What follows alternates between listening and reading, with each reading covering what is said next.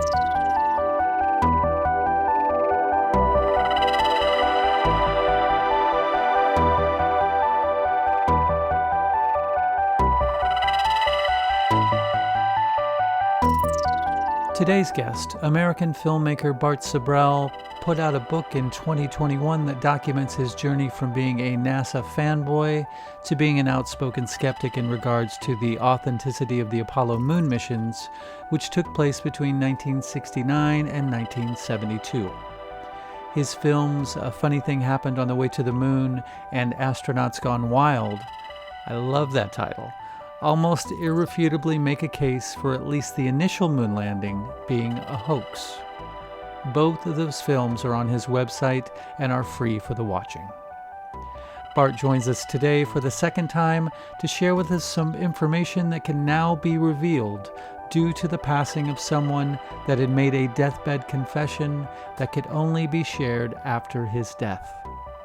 I start off the conversation by getting right to the heart of the matter and asking Bart what that confession was. Well, the film I'm most known for is called A Funny Thing Happened on the Way to the Moon, and was financed by someone who builds rockets for NASA, who knows the moon missions are fake, and he thought it was his patriotic duty to expose it. And there were things that I knew that I was asked not to put in the film because certain people were still alive when the film came out and they were pursuing their own legal course of action. Those things are in the book, and you can get the book at Sibrel.com. I read it in audio or it's on Kindle or print, and you can see A Funny Thing Happened on the Way to the Moon for free at Sibrel.com. One of the things that's not in the film that's in the book is the death of the crew that was going to be the first crew to walk on the moon, known as the Apollo 1 crew. And according to one of the astronauts' widow, Betty Grissom, who I interviewed for 4 hours, and her son, Scott Grissom, who I interviewed for 3 hours, they are 100% convinced that their father and husband was murdered by the CIA. Because the day before he died, he came home from work and told his wife, who told me, that for some strange reason, the CIA is all over the launch pad for no explained reason. They've never been there before. And then, of course, the next day, the guy is dead. And he was a known whistleblower complaining that they were a decade away from going to the moon, not a mere 2 years. And so she was pursuing lawsuits and things like that with NASA and the federal government and didn't want anything to interrupt that. So I waited until she died to put that information in the book. And then since the book was published, there are some people who died that I can now talk about certain information that was not put in the book because they were still alive. Now, one of the things that came out, I mean, we have, first of all, 4 conclusive proofs that unfortunately the moon missions were indeed falsified. And the first is simply logic.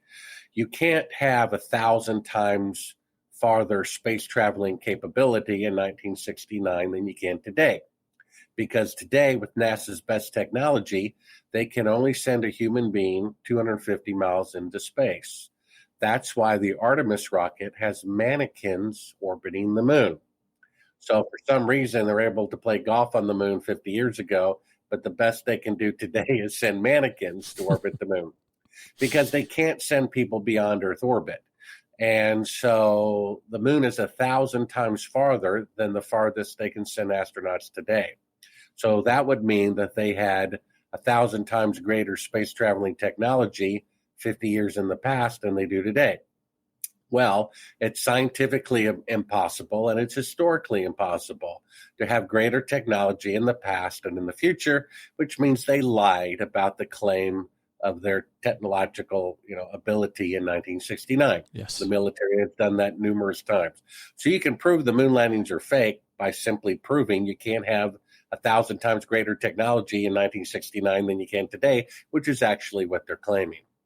And then secondly, if you go to Sibrel.com and click on the top left button, Moonman video links, because the book is interactive, and click on the second link, the film A Funny Thing Happened on the Way to the Moon, you'll see in it classified footage we uncovered of the crew of Apollo 11 using a 1-foot model to pretend they're halfway to the moon when in fact they're still in Earth orbit, with a third track of audio of the CIA heard instructing them how to fake a 4-second radio delay to make it appear as though they're halfway to the moon when they're still in Earth orbit. That proves they didn't go to the moon. I showed that footage to an NBC news director who concluded it absolutely proves they did not go to the moon, and yet he refused to broadcast it for fear it would cause a civil war. If you can imagine, that's how serious and condemning this footage is that proves they didn't go to the moon, which is in my movie for free at Sibrel.com. You can watch it. I have a question. I have a question right there. So you're saying they could go 250 miles into space, but they can't leave Earth's orbit. So when they made that film, were they actually within that distance? Within that? Yeah, they were. This is actually fake footage that the astronauts filmed themselves. And if you like, I could cue it up and do a screen share and show it to you. Sure, yeah. Fantastic. Okay, you edit the program, so you edit around me setting it up. We just keep Right, it or is it all live? Yeah, no, it's not live, but it's Oh, not okay. so slick that we we can't just keep that in there. We're all human beings. Well, I here. mean, however you want to do it, I can click the present button, share screen, and then are you seeing? Oh, I got to choose this monitor. Yep. And then there we are. There here. we go. So perfect. I'll go to my own YouTube channel here, and I'll go to the Moonman, video links, which are down here at the bottom. A funny thing happened on the way to the moon. Here is the slate for the 19th. So basically, first thing is we're going to hear the CIA say talk when it's only supposed to be NASA and the astronauts are the only people who are supposed to be on that channel. So basically, they're only 250 miles above the Earth. So if they get a radio signal from NASA and they respond immediately, as they could have easily done, it would give away the fact that they're really close when they're supposed to be 130,000 miles out, halfway to the moon. So they figured there'd be at least a 2-second radio delay of the signal from NASA going to the astronauts if they were halfway to the moon, and 2 seconds coming back. The actual delay would have been much greater because of all the analog equipment, but that's what they guessed it would be. So what vessel are they in at this point? Well, they're in the spacecraft. They're just in Earth orbit, and they never left Earth orbit. Gotcha. Because they just released 4 weeks ago the fact that in order to go to the moon, quote, return, they're going to have to make 18 fuel trips to the space station first to ferry up all the fuel, and then from there go to the moon. And that's what von Braun originally said. He said, you cannot go to the moon in one rocket unless it were to weigh 800,000 tons, which would be an economic impossibility to build. And of course, the Saturn V was only 2,500 tons, not 800,000 tons. That's a difference of 30,000%. Wow. So what you're going to see here is them pretending to be halfway to the moon. You'll hear NASA say the picture looks great. You'll hear exactly 4 seconds of dead air. And then you'll hear the CIA say talk. basically after they count off 4 seconds, and then you'll hear the astronauts answer the question. So here it is. Immediately, Neil Armstrong speaks. Hello, Apollo 11. Houston, Goldstone says that the TV looks great. Over.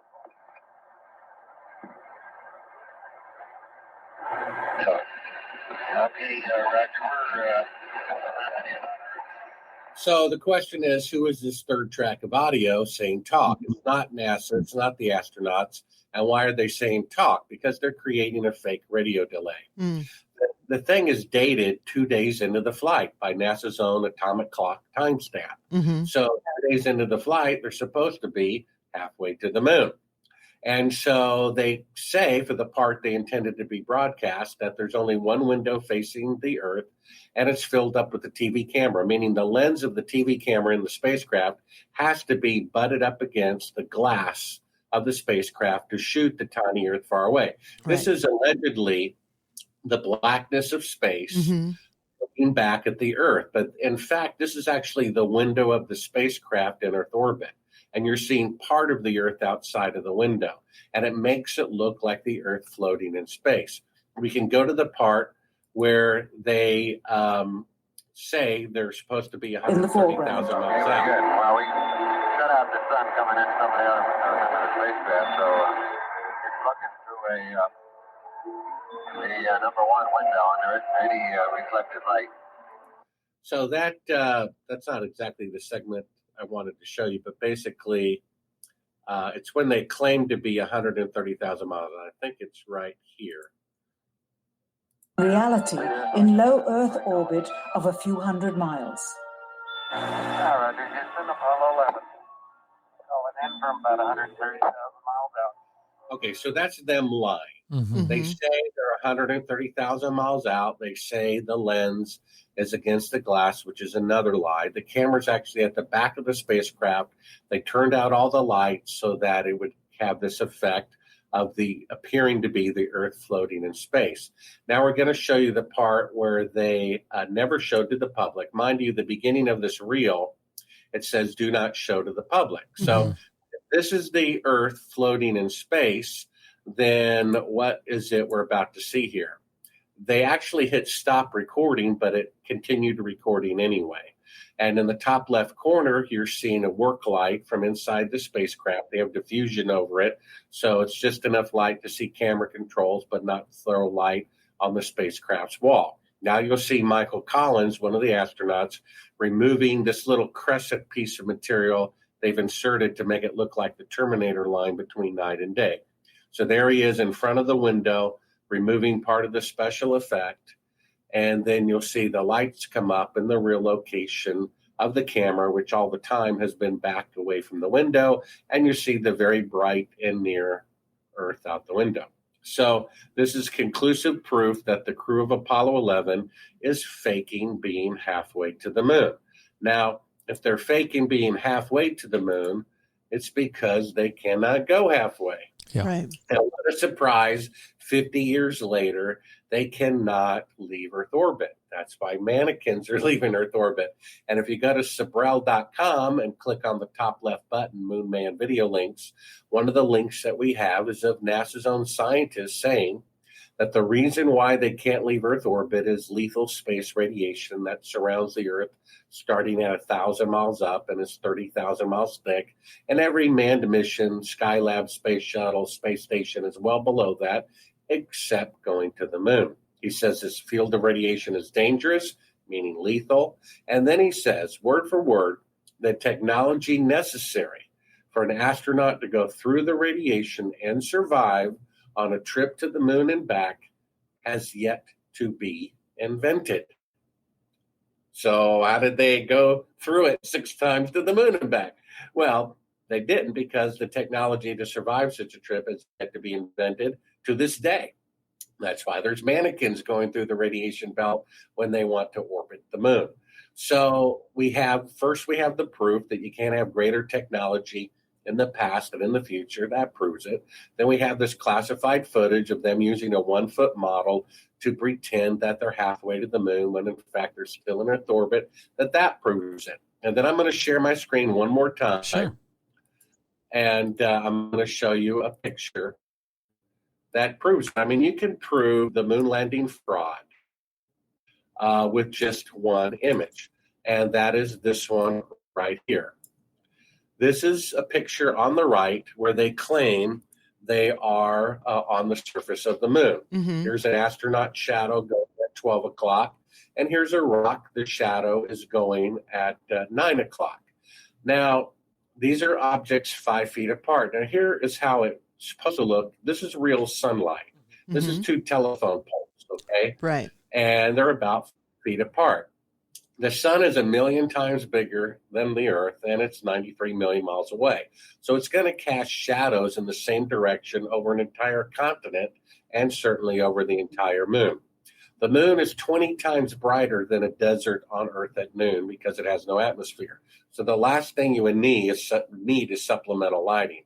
So go outside, stand beside a friend or look at 2 trees, and you'll see the shadows run parallel. It's impossible for sunlit shadows to intersect. But here they are over here on the right.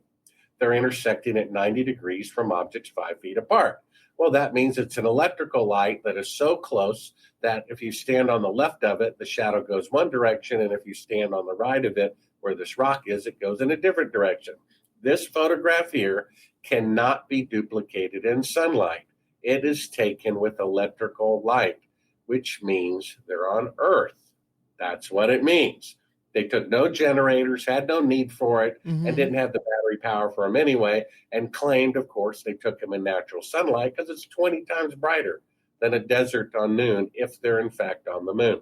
The fact that these shadows intersect at 90 degrees is 100% proof this picture was taken with electrical light, which means they're on Earth and not the moon.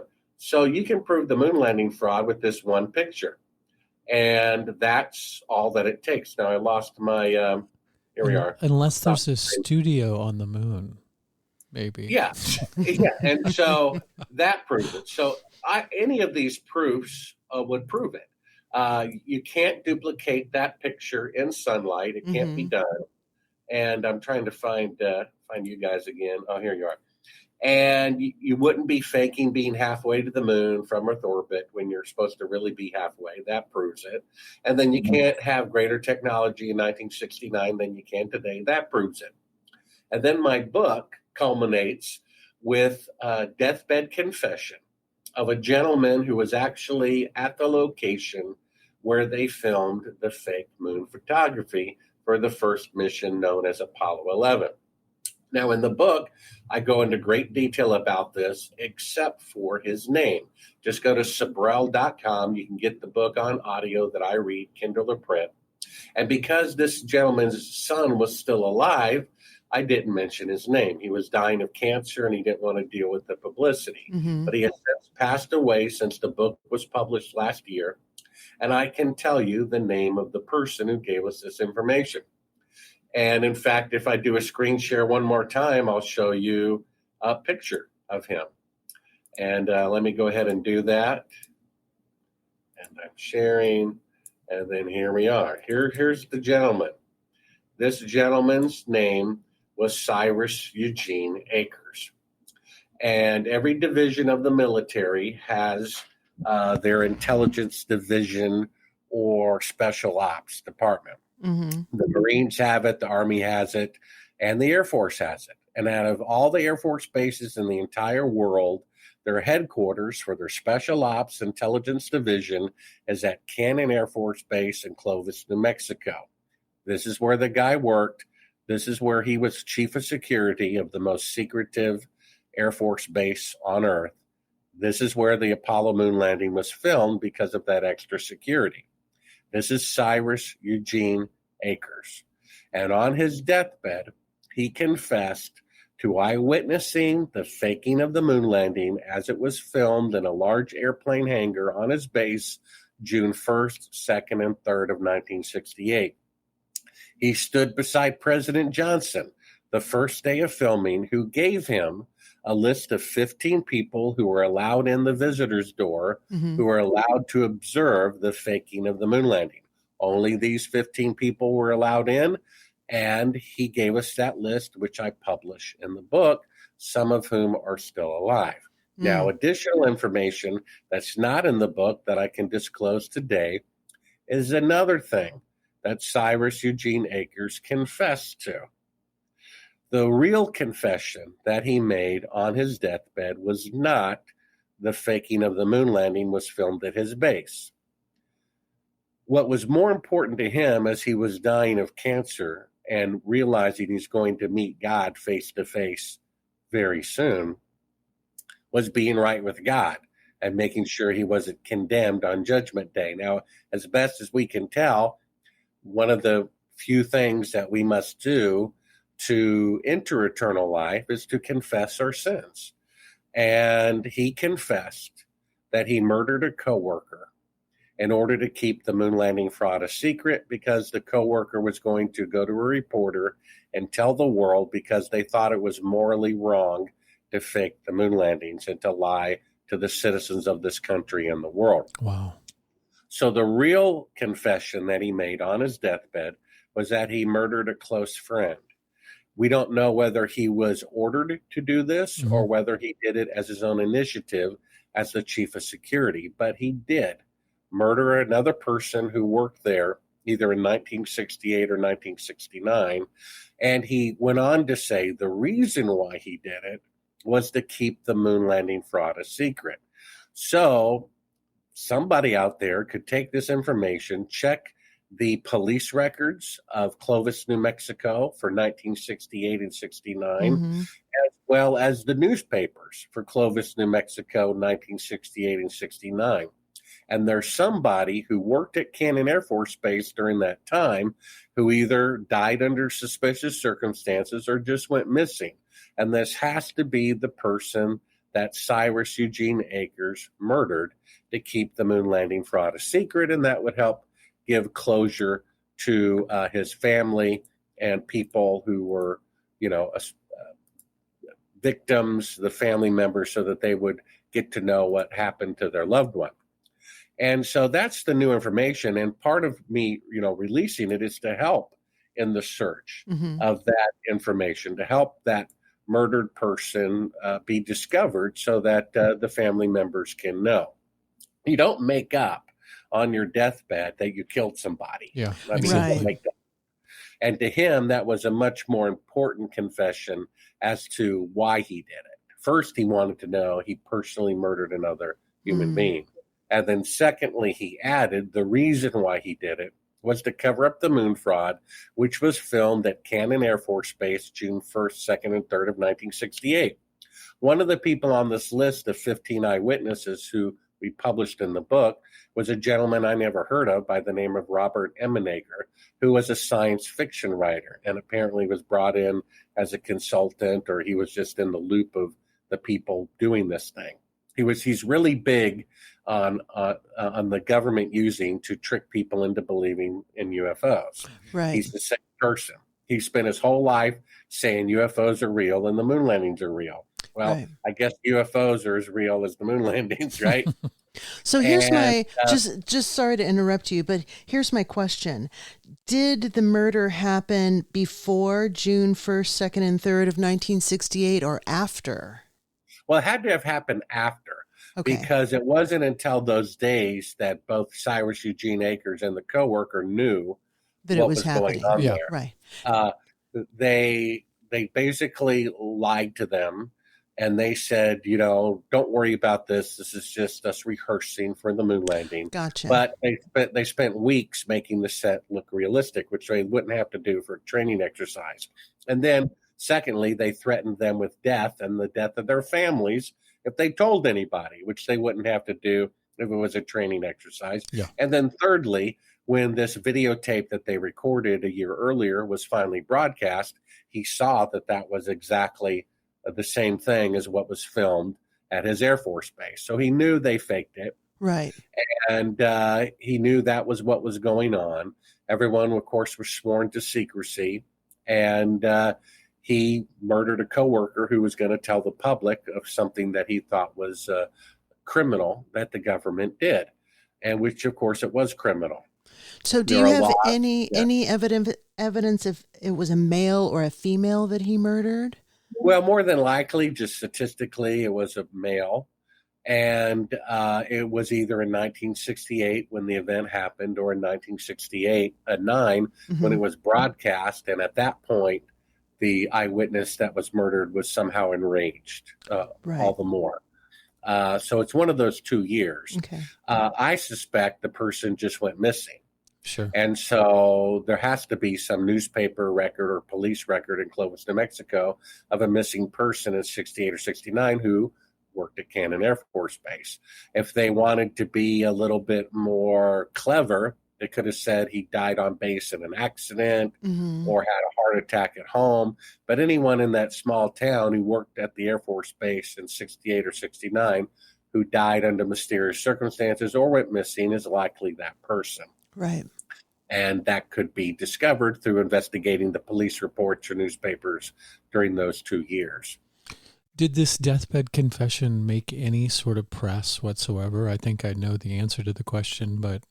Well, no, this is the first press about it, is my book. Okay. And because the Sun wasn't sure what to do with the information. And during the 50th anniversary of the alleged walk on the moon, when a lot of newspapers and TV stations were doing quote anniversary specials about it, I was interviewed by several of those, including HBO, who did a really good 6.5 minute magazine story interviewing exclusively people who thought that it was fraudulent. He saw me on television during that interview and judged me to be a sincere person who he could trust with this information, including the list of 15 people that his father gave him. Wow. If you go to Sibrel.com, on the home page are 4 clips of the 16 that are in my interactive book. And you can hear the son give his deathbed testimony of what his father told him and how he, in fact, did live right across the main gate from Cannon Air Force Base in 1968. And he goes into great detail what his father told him about how for 2 weeks they brought in truckload after truckload of fake lunar soil for this fake lunar set. And that his father never lied and hated lying, and there's no reason for his father to have made up this story. And it falls into place because Robert Ebeneger, in his autobiography, mentioned he was at Cannon Air Force Base in June of 1968 for a, quote, classified reason. So we have double verification that Cyrus Eugene Akers was there, according to Robert Ebeneger's book. He's on the list that Cyrus gave, so that confirms it. And then his son says his father worked at that base at that time. So we have, independent verification that he was the chief of security at Cannon Air Force Base at that time. And then thirdly, Johnson's, according to the presidential schedule, was at his ranch on holiday on June 1st, 1968, 1-hour helicopter flight from Cannon Air Force Base. So President Johnson was there. He personally gave Cyrus Eugene Akers this list of 15 people who the president approved to eyewitness the faking of the moon landing fraud, and we published that in the book. Now, in the course of editing the book, which was less than 2 years ago, the son of Cyrus Eugene Akers, who told me this information, his house was broken into. Everything about his father was confiscated that they could lay their hands on. Wow. And a few days after that, he was threatened with death and the death of his family if he ever spoke to me again. This is less than 2 years ago. So the government is still concerned that the public find out the truth about the moon landing fraud, because unlike 9/11 or JFK, whoever did it, all those people are dead. But this is a positive lie. This is burned into people's minds and hearts as they prayed and teared up and gave him congressional medals of honor for lying. And I think if the public finds out about that, it's different. It's like taking candy away from a child or telling the child there's no Santa Claus. It gets a different reaction than, well, who's responsible for the death of people we are already saddened about? This is different. And I think the government knows it, that of all the lies that they perpetrated, the moon landing fraud is the one that, if exposed, would probably cause the deterioration of the federal government. That's what the news director at NBC said. He said this proves that they didn't go to the moon, but he wouldn't broadcast it because he didn't want to go down in history as the man who caused the next Civil War. 10 years go by, another news director at NBC sees the very same footage, comes to the very same conclusion. They buy exclusive rights to it. They fly me to New York City, put me up in a fancy hotel, interview me.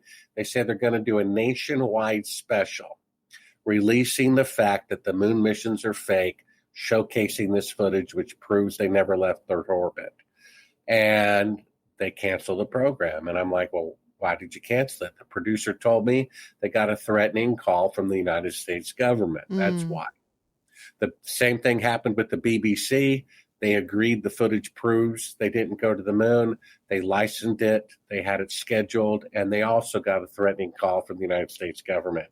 And so the government is concerned. Now, it would be one thing if they faked it and never killed anybody. I mean, imagine you read a story about people tunneling from a dry cleaner's underground into a bank, getting away with the gold, and you kind of almost admire them. But not if they killed 3 people in the process who were husbands and fathers, right? You don't respect them there. Because Betty Grissom told me that her husband, who wasn't going to be the first man to walk on the moon, was murdered by the CIA. So the government knows that as soon as it comes out that the moon landing fraud took place, the very next thing they're going to have to look into is the death of the crew who was going to be the first crew to walk on the moon, who their own relatives say were executed by the CIA. Because that means not only are our tax dollars, a third of our bank accounts, a third of our labor being used to lie to us about putting men on the moon, those tax dollars are also used to hire CIA agents to murder our neighbors who are trying to expose the crimes of the federal government. We're financing the murder of ourselves and our neighbors simply for exposing the crimes of the federal government. I mean, I talked to the news director at NBC who wouldn't broadcast this because it was true. And I'm like, wait a minute, let me understand this. You're afraid that exposing the corrupt federal government's crimes will bring down the corrupt federal government? Yeah, exactly. Supposed to happen? And, you know, the first document of our country is not the Constitution. It's the Declaration of Independence, which says, when any government becomes destructive of the life and liberty and pursuit of happiness of the people under their care, it is the right of the people to alter or abolish it. Well, life is the first one. Our government murdered Gus Grissom, Ed White, and Roger Chaffee because they wouldn't cooperate with the moon landing fraud. Our government became destructive of the life of their own people. And Robert McNamara, on his deathbed, as he was defense secretary during the Vietnam War, and the whole war started because of an alleged attack of a North Vietnamese ship on an American ship in the Gulf of Tonkin.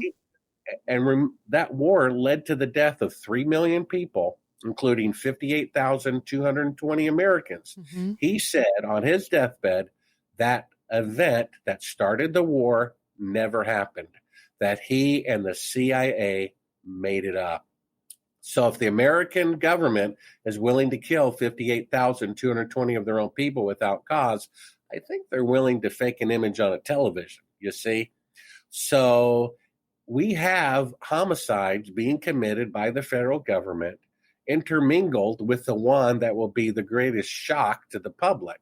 That's why they're still threatening people less than 2 years ago with death for exposing the moon landing fraud, because they know, even though the moon landing fraud killed fewer people than even the JFK witness assassination list or 9/11, it's the one that will break the hearts and minds of the American people more than any other, because this is a positive thing you're taking away. Right. And when people realize the government is so arrogant to print in the encyclopedia that they walked on the moon when they didn't, to print it on coins that they walked on the moon when they didn't, print it on stamps that they walked on the moon when they didn't, you see? Hold ticker tape parades for them, give them medals of honor for being such good liars. Exactly. And so this is the finger out of the dike, and that's why they're so concerned to this day that the truth might come out. And I don't know why Joe Rogan and Alex Jones haven't had me on their programs when we have this breaking information. You would think it would be relevant. Sure. That we have an eyewitness to the moon landing fraud who said so on his deathbed. I do have another question about that. Is Cyrus's son still alive, or did you say he died, and that's why I'm able to tell you his name. How did he die? Well, he died of cancer also. Oh, wow. And there's more to this story that's not in the book. Basically, when he was told by his father that his father committed homicide, he called the police, and the military police showed up, and the local police showed up. And this enraged his father. And they had such a falling out in the last days of his life that his son literally changed his last name to not be associated with a murderer. Wow. And that's not in the book. So that's why the video at Sibrel.com is from Gene Gilmore, because he changed his name from Akers to Gilmore. And his father and he never spoke again because he called the police on his father. Maybe he should have done that. Maybe he should have waited until after his father died. I don't know. But that happened. I'm familiar, let me just put it this way, with another crime, not moon-related, where a relative of someone I know potentially committed homicide against another relative. And, that's a big can of worms, and people in the family, are basically shunning other people forever because that could have taken place, and one person wants to expose it and the other person does not. All I know is the good thing is, if you believe in God, that God is very merciful. And as far as I know, in all the years I've been watching, quote, the evening news, I've never seen a single story in 50 years of a bank robber at large, a murderer at large, a rapist at large, who years later decided to do what was right to turn themselves in. I've never seen that a single time. And yet, that's all we have to do to live forever. But so few people are willing to do that.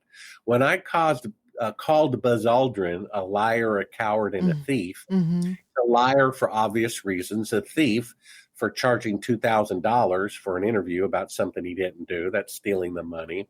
But that's not what enraged him. What enraged him and why he punched me was me calling him a coward. Now, first, let me say, I've been a thief, I've been a liar, and I've been a coward myself. But the book of Revelation, second to the last chapter, lists a bunch of unrepentant sins that will prevent you from entering eternal life, including sexual immorality, including lying, including thievery.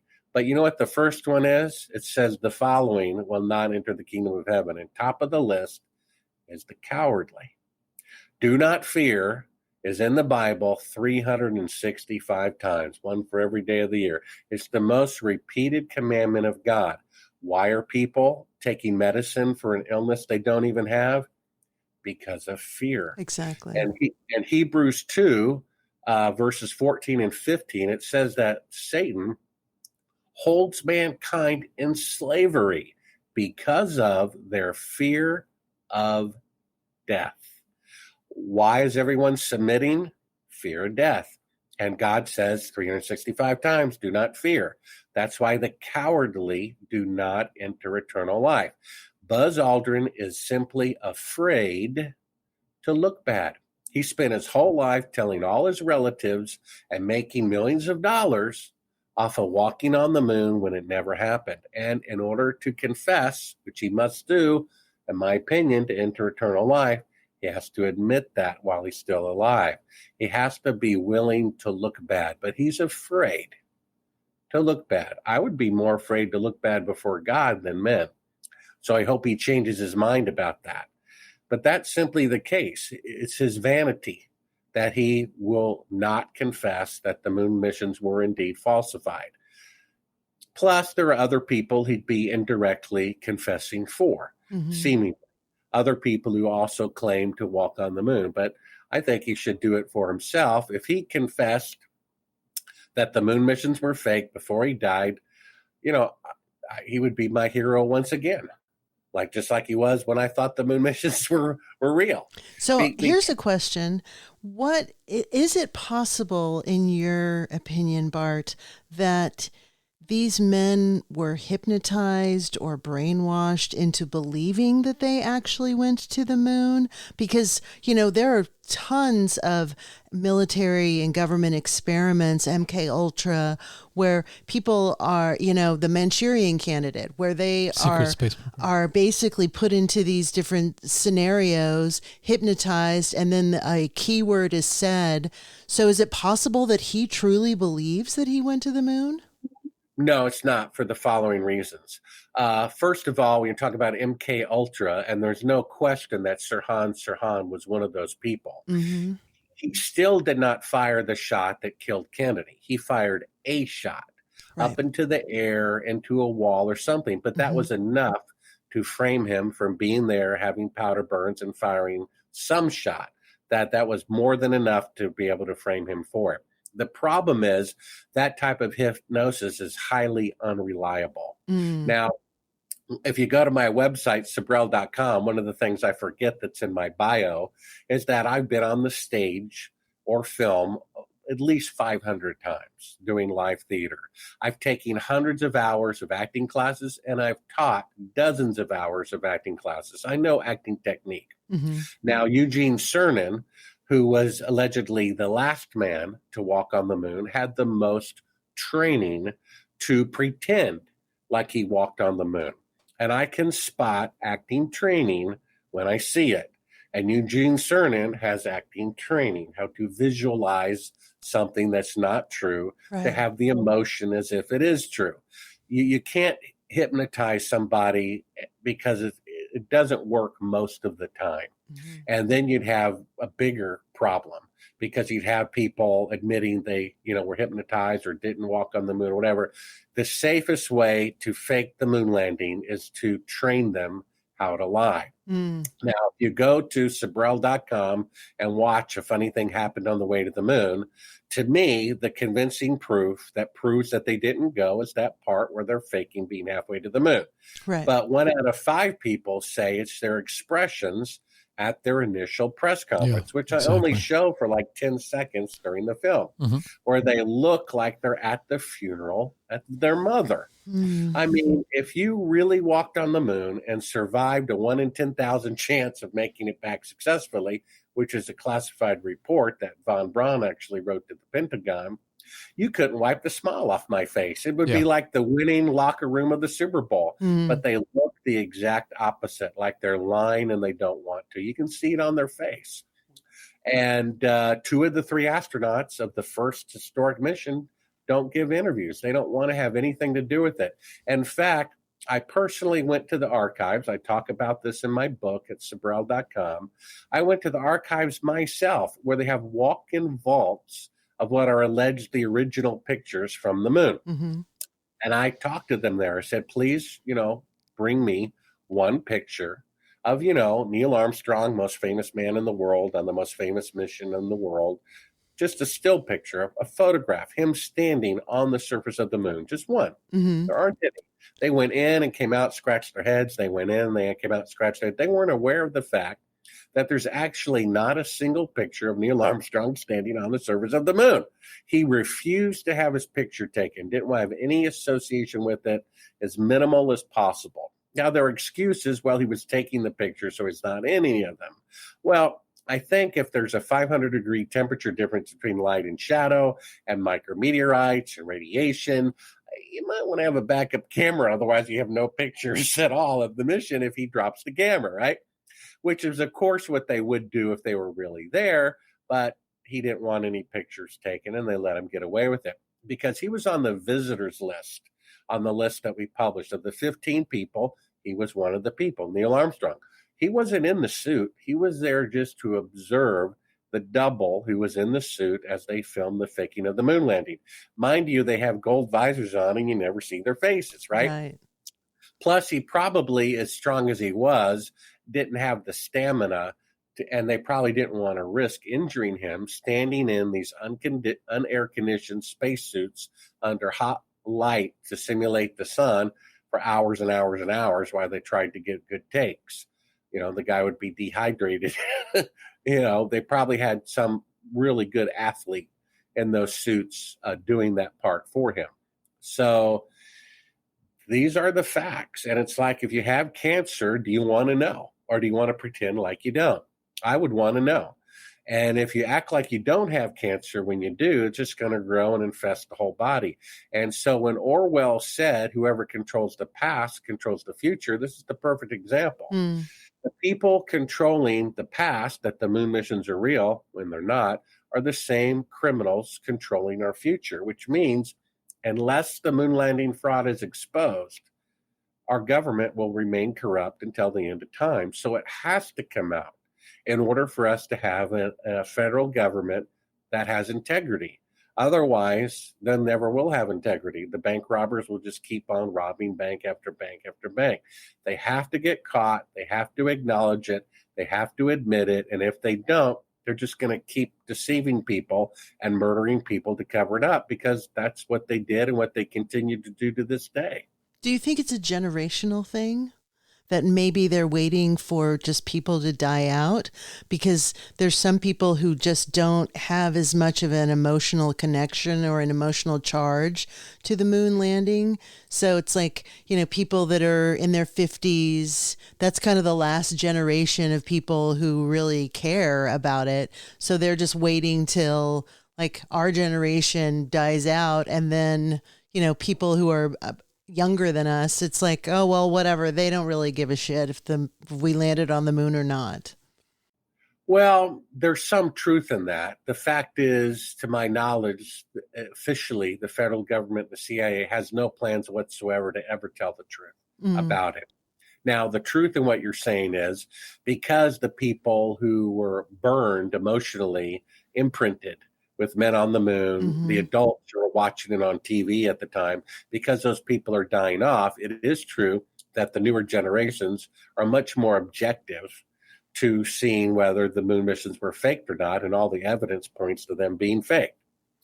And so whether they'll actually tell the truth about it, I don't think so.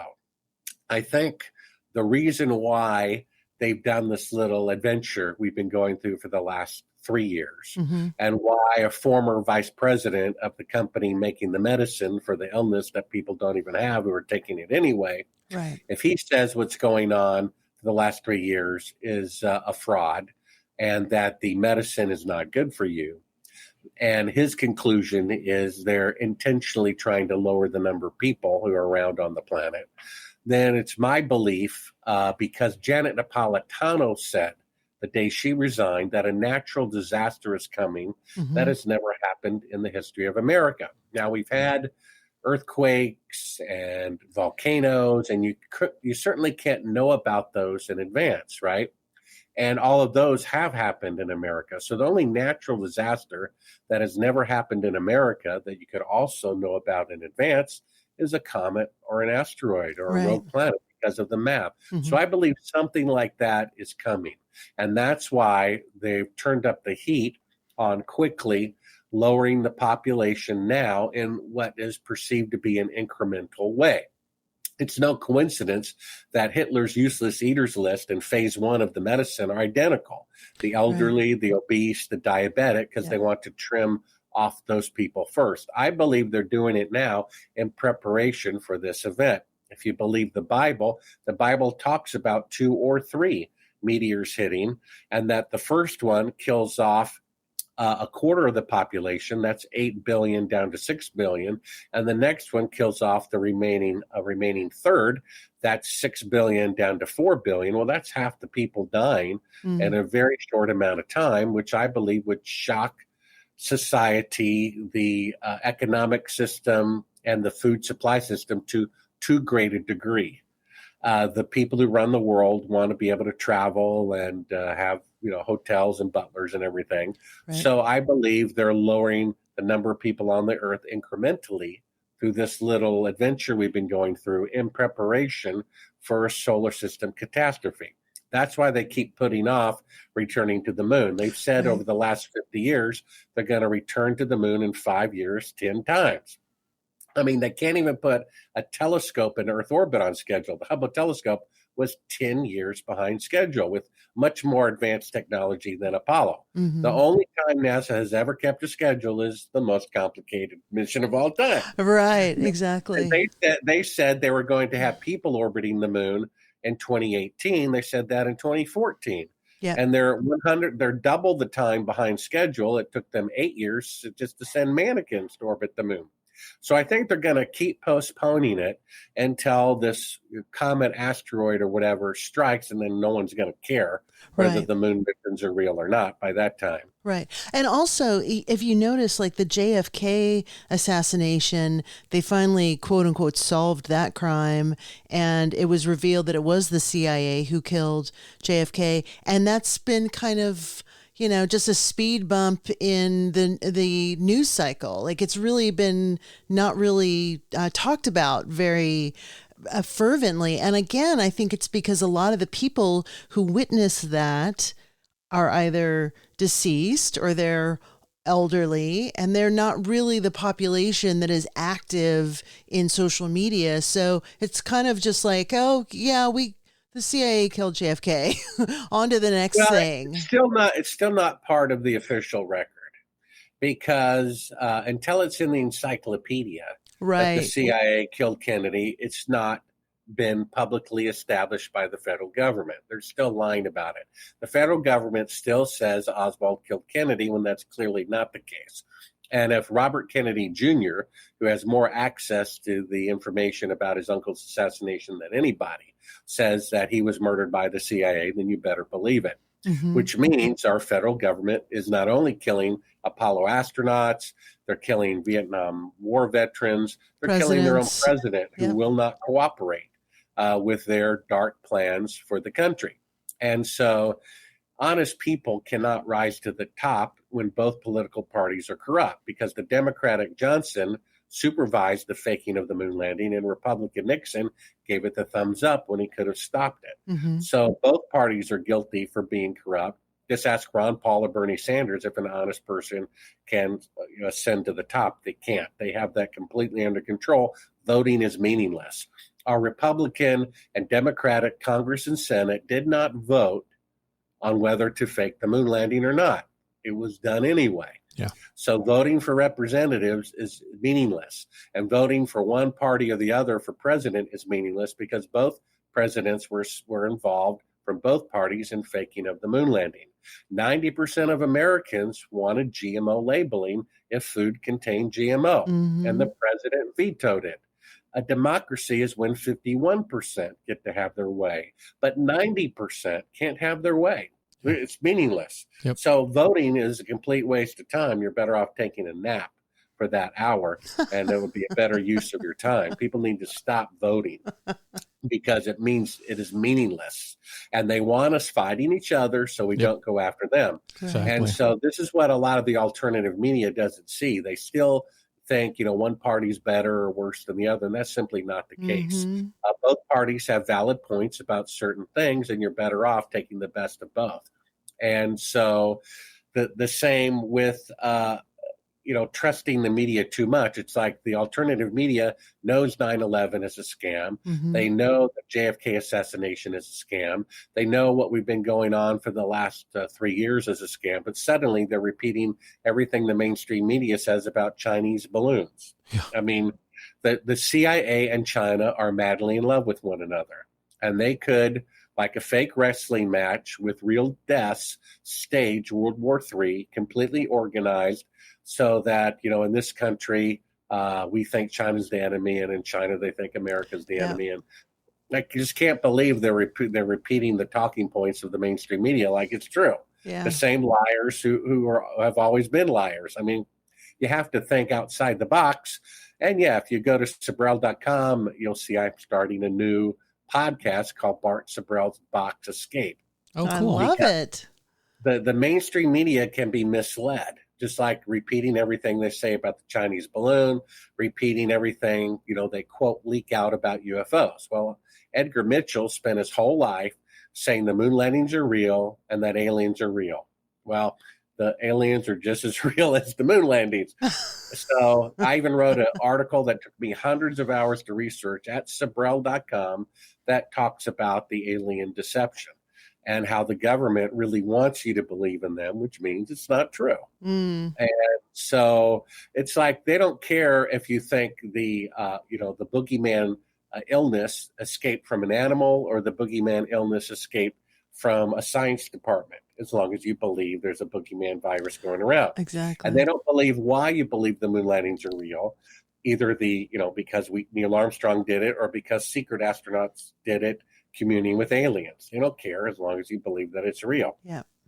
And so they have one lie for the 75% who follow the mainstream media, which is, it came from an animal. And then they have another lie, also a lie, for the 25% alternative media. Okay, but it's very serious. It came from a scientific organization. That's made up too.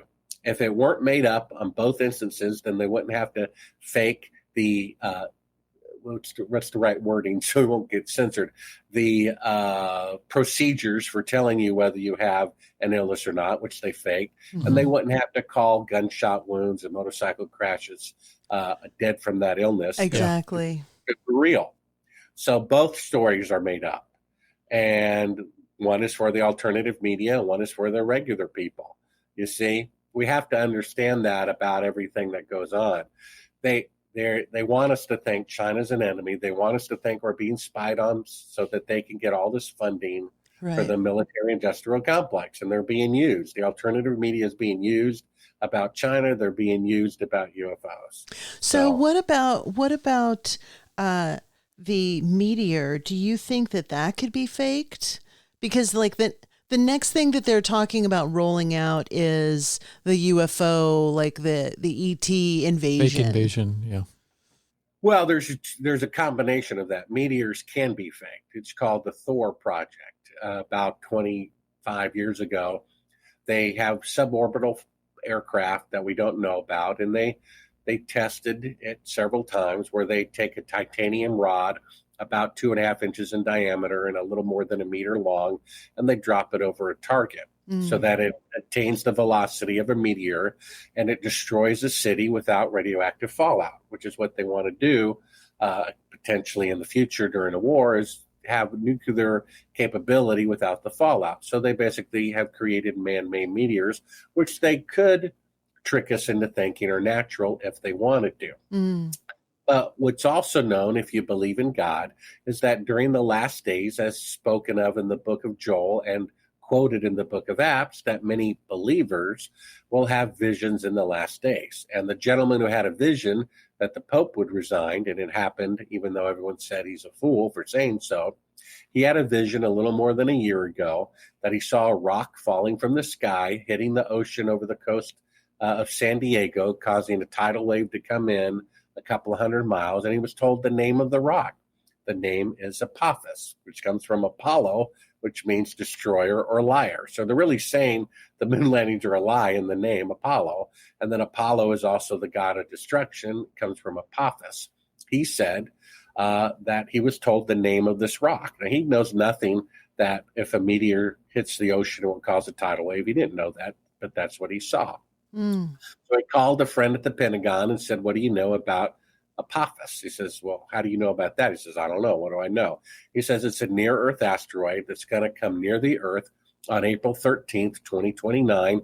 It's going to come closer than the communication satellites. And if it did hit the Earth, it would be 40 times bigger than the one that exploded over Russia a few years back.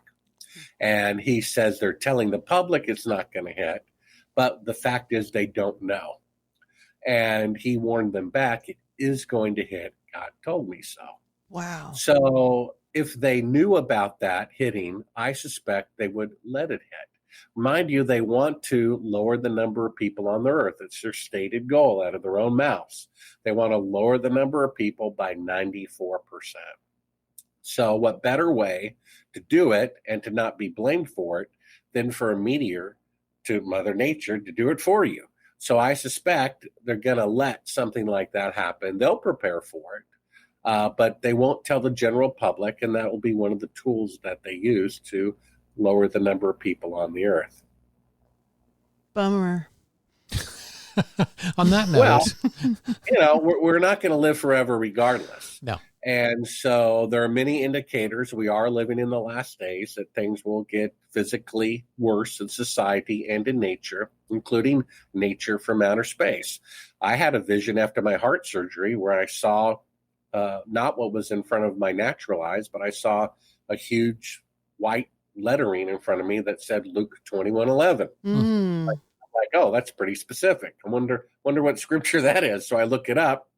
It's Jesus answering the question, what will be the signs of the end of the age? And Luke 21:11 is him answering that question, and in which he says there will be earthquakes, great earthquakes in various places. There will be disease pandemics.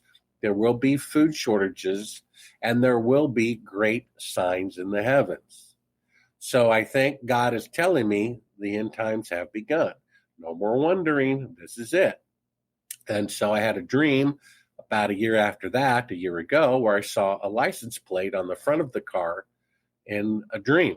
And it said Mark 13:13 through 14. Wow. Look that up. And that's, again, talking about the end times, firstly, about persecution of believers, and that has begun.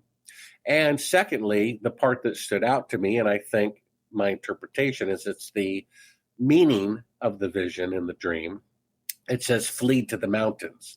So I think God is telling me now's the time to relocate if you want to batten down the hatches, because soon you will not be able to relocate. So any physical preparation that you need to do, extra food, moving to the country or whatever you want to do, now is the time while those resources and opportunity are in existence, because soon they will not be. And so I think this is coming, and it's good news and bad news. It's bad news for people who are not right with God, and it's good news for people who are right with God, because the end is in sight. The reign of the evil people who run the world is about to come to an end, and the Bible promises, and the new heaven and the new earth, which it says will be destroyed by fire from above, right? Sin will never happen again. This isn't a lesson. Mankind is God is letting mankind run its course, their sin, to demonstrate to us the folly of sin and the danger of sin. And once the faithful are faithful to the end, we'll have a new heaven, a new earth, and sin will never happen again. And the evil people will have gained the world and lost their soul. So they're making a bad trade. So I put all my eggs in one basket against secular advice, and that basket is in heaven. That basket is in staying repentant until the very end, and in trusting God and his promise to forgive all my sin as long as I renounce it. And that's why Cyrus Eugene Akers renounced his sin on his deathbed. He wanted to get right with God. And you don't make up that you're a murderer as you're dying unless it's true. And when he adds, the reason why I did it was to cover up the moon landing fraud, which took place at my base in June of 1968, you better believe it's the truth. And it's so much the truth that his son telling me this information warranted 2 government agents showing up less than 2 years ago and threatening he and his family with death if he ever spoke to me again. So it's ironic that mankind's greatest accomplishment, done by the alleged, greatest country on earth, is a complete fraud, right? And then Tricky Dick Nixon had the audacity to say, when he knew they were not on the moon, that putting a man on the moon was the greatest event since creation. Wild. It's like putting in print about the Titanic, the ship that God himself could not sink. You see? Wild. So do you think that the government stole all those documents prior to Cyrus's son dying? So they have all of the documents now, like the list and... Well, the government is smart. They're not going to leave around any proof of the crimes that they committed. I mean, the idea that there's some condemning JFK document, I mean, it's possible. If new honorable people in the CIA, put them in a different vault that the evil people can access, I don't know. But, they're not going to leave a trail. They know better than that. And so the likelihood is they destroyed everything about the moon landing fraud, and they destroyed everything about the JFK assassination having been supervised by the CIA.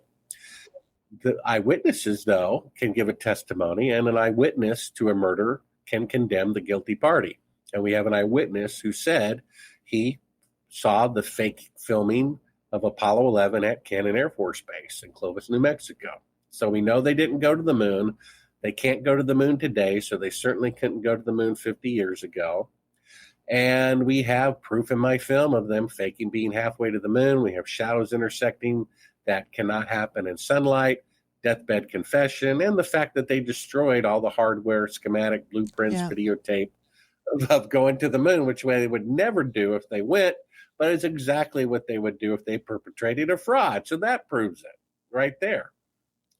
So it has to come out on the record, acknowledged by the government in the encyclopedia that the CIA killed Kennedy and that the moon landings are fake until it is officially so. Right. And once it is officially so, I think the American public and the world will wake up to this world of deception that we live in continually, that just because every newspaper and every radio station and every magazine says there's some boogeyman, virus circling the earth and that this medicine is good for you, doesn't mean it's true. Because every newspaper in the world, every radio station, every magazine, every TV said men were on the moon when in fact they were in Clovis, New Mexico a year earlier on videotape. You see? So the world is held in deception by the people who run it, who are criminals, and they have to lie to cover up their crimes. That's why the mainstream media, which they easily control, lies continually. That's why we don't believe them when they say UFOs are real or the Chinese balloon is a threat or whatever else. If we didn't believe them before, why should we believe them about that? So the only final question I have that I'm confused by is the film that they filmed when they were actually in the air. You said somewhere between 250 miles above Earth. That was filmed in June, or that was filmed? No, that was done, during the mission. The TV image that we have of them pretending to be halfway to the moon was actually from the spacecraft, but they never left Earth orbit. So it was supposed to be live, but part of the recordings that we uncovered of the unedited footage, they acknowledge it's actually for playback later after it's edited. They say so. They say so in the unedited reel. And so they were supposed to have a color TV camera looking back at the Earth. And so they came up with a way that the astronauts could fake that from Earth orbit. Now, had I seen just the 10 or 20 seconds, of it looking good, I doubt if I would have figured it out. But we have the unedited version where the lights come up and you see it's a 1 foot model of the Earth using, the window in Earth orbit. So that means they're faking being halfway to the moon, which means they didn't go. Even my critics admit that it is them faking being halfway to the moon, but they say they went to the moon anyway, which doesn't make any sense. And this very same footage is in every NASA documentary as being authentic, as what it looks like halfway to the moon, you see? And here we are 50 years later, and they still cannot leave Earth orbit, which is why they were faking being halfway to the moon. They can't leave Earth orbit because of radiation. NASA admitted it, and that's why there's mannequins orbiting the moon today. So they can't have greater technology in the past and in the future. That's impossible. True. Which means the moon missions were fake, whether you like it or not. Well, Bart, your research and your experiences are impeccable, and I have learned so much by reading the book. I highly recommend anybody listening to go to your website, which you want to mention it one more time? Yeah, just my last name.com, S as in Sam, I-B as in boy, R-E-L, Sibrel.com. And read Moon Man, an excellent book. I actually listened to it. So yeah, great stuff. And all the free stuff that you have on your website to watch is just amazing. And if you leave that thinking that this thing actually happened as we were told that it happened, you have an extraordinary sense of denial for sure. So thanks so much, Bart, for putting yourself on the line and getting this information out there that's many of us need to hear. Well, thank you for having me on, and take care. And if you could just put the link to the book in your description. Absolutely. And that way people can check out the free videos for themselves. God bless. And thank you again so much for being on the show. It's been an honor, a privilege, and a pleasure to speak to you again. No problem. You all take care. Yes, Alrighty. you too, Bart. Thanks. Wow. Wow. That's like appropriate. I just came from the moon. How do you like how I punctuated that with bummer? I think it was appropriate for sure. Kind of ending on a dark note, but yeah, that's where Bart's view of all of this kind of ends, thinking that this natural disaster is what's going to come and punctuate, excuse me, this era of humankind.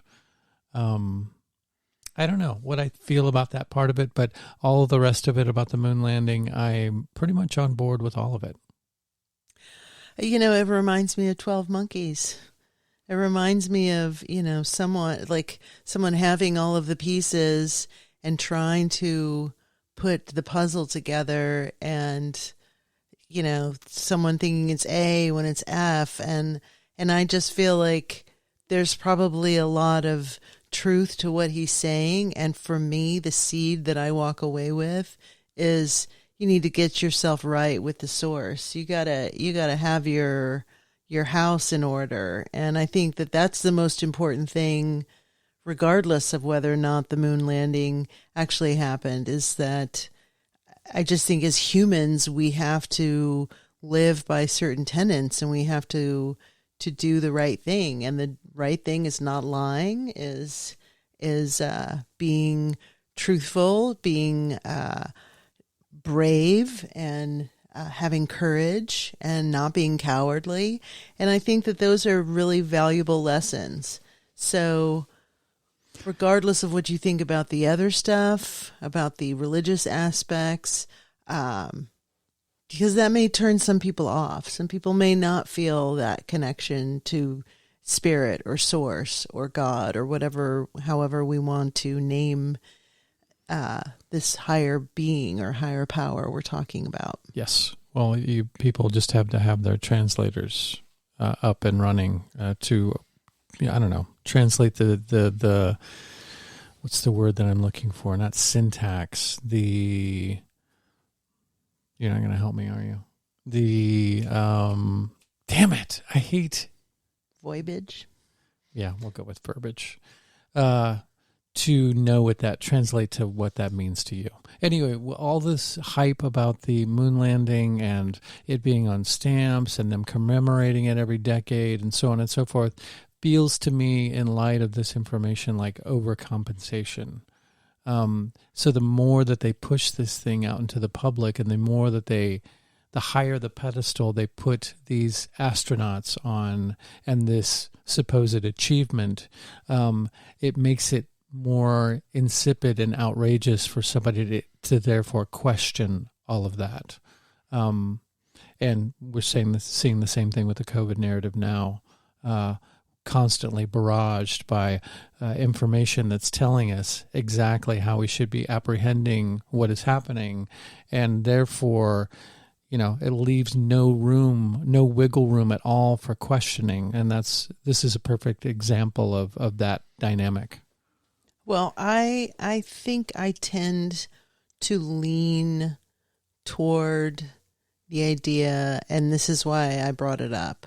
I tend to lean toward the idea that these men were brainwashed, they were hypnotized, they experienced some form of mind control. I think you could use that as an adjunct to acting, but I think that it's extremely possible that took place because, again, when you're looking at the time period, this is when a lot of that experimentation was happening in the government. So what a perfect thing to use perfect tool to use. I could totally understand why you would say that, but to me, the astronauts' behavior tells me otherwise. I think if they were brainwashed, then they would be more than glad to go on the record to state every little last detail of their. But they don't remember shit. I don't think so.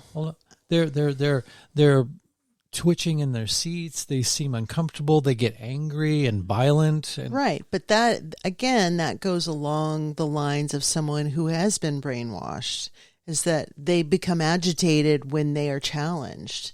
So I think it's very possible that happened, and it could be with an expiry date. It could be like during the event, they believed something was happening, and then after the event, it's wearing off. It's like LSD or, any other type of psychedelic. So I'm just saying I've never heard one person suggest that. And I just think it's something worthy of considering in the field of possibilities, is that could be something that the government, I wouldn't put it past the government to do something like that. Sure. Yeah, of course. No, that's not a question of that at all. I've got totally, the government is perfectly capable of doing things like that. I just don't see it in this particular circumstance. So you hear fucking Corey Goode give more details. Well, that's not a good example. Tony Rodriguez give way more detail in, hours and hours of it, but no astronaut has ever done that. They summarize and simplify and, they don't seem delighted to recant their story. They seem like they're, there's some kind of inner conflict there. Right. Which could, again, if this is mind control in its early stages, doing something to this degree, and they were, dosing people and doing all types of experiments, it's very possible that their behavior is consistent with that. So I'm just saying, I'm throwing it out there to the audience as something to consider. Sure. And that's what all of this is. We don't have, Bart has incredible data that he has collected. He has incredible intel that he has collected. We don't. We are just throwing stuff up against the wall to see what lands or doesn't land. See what I did there? I believe it landed. So I think it's important. Again, this is what we're here to do, is we're here to have these conversations, these interesting conversations with super interesting people, and see what other people think. So please feel free to leave us a comment. What are your perspectives? Some people totally believe that it happened. Some people don't believe that it happened. And there's room for discussion with both people. Sure. But only two. Yeah. At a time. Two at a time. Because I only have 2 ears.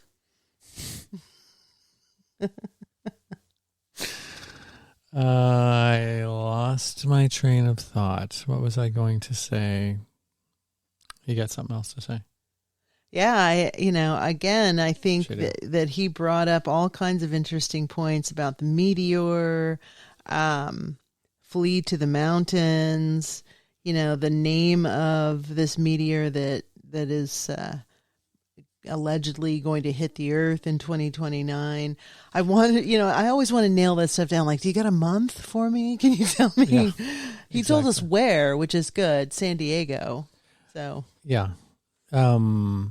That's a lot of overlap that I get from lots of different places. It's some natural disaster, whether it be a pole shift, a meteor, a sun flare, like that's something that comes up over and over again. And it seems to be, the probability is supposed to be within the next 5 years, if not sooner, that something like that's going to happen. So, yeah, I don't know. Again, but he has a good point as far as that's concerned, that those kinds of things are predictable because they do happen. I mean, it's the sky clock, really. Right, but it's also, again, when we kind of dip into that, we're talking about geoengineering, we're talking about weather modification. It is entirely possible that these events are predictable because they are controlled. They are things that are being, put on the calendar, basically. So, I don't think like, oh, wow, they just had another earthquake. What a weird accident, or what a weird coincidence. Like, this is stuff that these are technologies that are being utilized and used against populations, used against other governments. Yeah. So it is entirely possible that the government could, fake a meteor crash. Absolutely. With this, my God, see, this is why I love people like Bart, is that he brings things up that, rabbit holes that we can now go down. The Thor project. Mm-hmm. Creepy. You look like you want to start researching it right now. No. It makes my head hurt. I don't want the Thor project. Yeah, he just brought that up in an interview that I was listening to either today or yesterday. And that was compelling for sure. And I did hear an interview with him yesterday for sure. And the guy hosting the podcast had somebody who disagreed. So it was not like a debate, but like a conversation. And the guy still wasn't buying it, which is like, come on, are you freaking kidding me? But it would be interesting. I meant to ask him, but it kind of got lost in the wayside, if he has had many debates with people and how those ended up, whether people staunchly were holding on to their storyline, their little lullaby, or whether they actually started going, oh, well, I don't know, maybe you got something there. I think it depends on how invested you are. And that's why I think there's a generational aspect to this, that they're really waiting for people to pass on across the Rainbow Bridge, for these next few generations who aren't as invested in it. Sure. I think some of that has to do with how you interpret very monumental events. How you, for instance, look at the assassination of JFK. Do you think that the CIA did it, or do you think that this lone wolf did it? And then what are the implications of that? Does that mean that, okay, well, if a president decides to go a particular path, then they can be taken out just because they're not going along with the program? Well, that implies lots of things. Right. But think of right now, if we went to our sons and said, do you know who JFK is? Do you know who Lee Harvey Oswald is? I would almost guarantee that our youngest son has no idea who JFK is or who Lee Harvey Oswald is. Maybe Lee Harvey, but I don't know about JFK because he shares a house with us every other week. But anyway, you said generational. I'm talking about people from that generation. Right. Yeah. So that's my point, is that people who witnessed that event are easily in their 70s, 80s, 90s. Those are the people that they're waiting for those people to pass. People in my age, I wasn't born yet when JFK was assassinated. So it predates me enough that I was around as an infant when the Warren Commission was happening, and when they were having all of these fake investigations about whether or not who actually shot Kennedy. So, right. So, and again, there's this re-traumatization with MLK being assassinated, with Robert F. Kennedy being assassinated. So I grew up in the era where these were discussions that were being had by adults. Sure. And a lot of those adults are passing across the Rainbow Bridge. So all I'm saying is that there's so much information, there's so much media, there's so much mind control already that's going on, that even if you had Tic Tac video, JFK was killed by the CIA. All of these things on national, international news. It's going to be like, oh, okay, but what's Rihanna doing at the Super Bowl? How far along is she in her pregnancy? Like, that's what people, we have such a short attention spans in these younger generations that do they really give a shit if we went to the moon or not? Ultimately. Sure. Well, I think we've been so inundated by science fiction books and movies, more movies than books, because there aren't a whole lot of people that read books anymore, although I don't believe that. But yeah, that's not as much as, say, when we were young. That I think people become sort of cynical and numb to concepts like that. So they've been thrown so many wild ideas that seem so outlandish so many times that they don't see it as outlandish anymore. They see, like, when they hear about something like that is supposed to be news, they're like, shit, I don't doubt it. But they don't really give it much thought other than that, or what the implications of that might be. So, right. I think there's a level of powerlessness when some of these things are revealed that it just becomes like, well, what am I supposed to do about that? Exactly. You know? Yeah. So there you have it. Words. We shared words, thoughts, feelings. It was good. Good times. Anyway, you can look at people right there in that little... Well, why would I do that when I could look at you? Oh, no. You've got all your life to do that. We spend just a short amount of time with these people. They know how I feel about them. I mean, my eye twitched a little bit.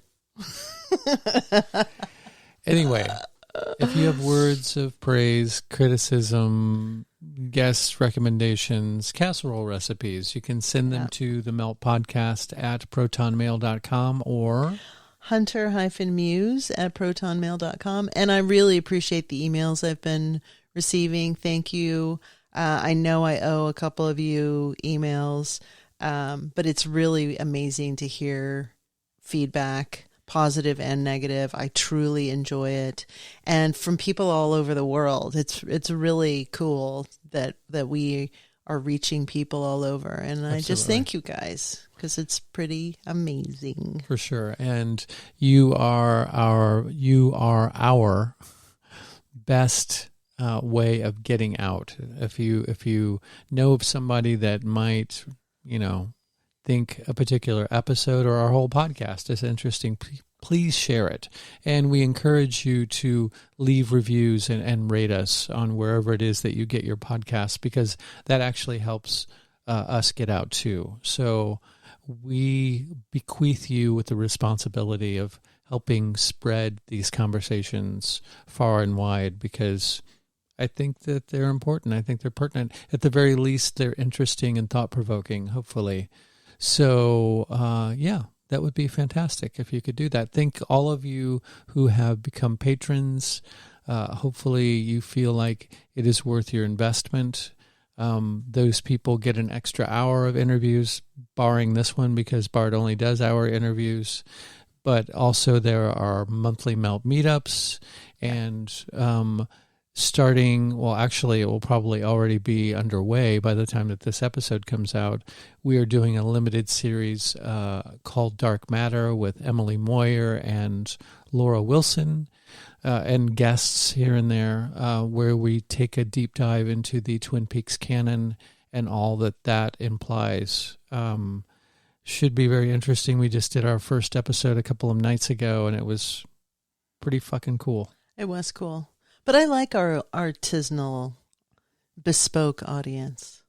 I like it. I like where we are. And if it grows, it grows. But you guys, many of you have been here from the beginning, and we totally, totally appreciate you and love you. And we just are so grateful to have this opportunity to speak to you and to be here with you. So thank you.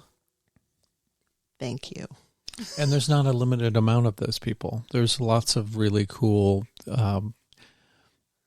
open-minded people who are into critical thinking and Yeah. exploring different avenues. And Yeah. we don't need millions. We don't need anything except 5 people. But I would like that. I think it's fun to see how wide the web can get and what comes back and the exchange that happens. I think it's really cool. I think it's a great experiment and it's a fun experience. So Yeah. thank you for playing. And I love all of our guests. We're really lucky that we've been able to talk to some incredible, amazing, interesting, savvy, smart folk. For sure. Yeah. Absolutely. And here we go. We're going to keep doing it. Don't you doubt it. Okay. Farewell, all. We love you. Take care. We'll see you in the funny papers. Bye-bye. Ta-ta.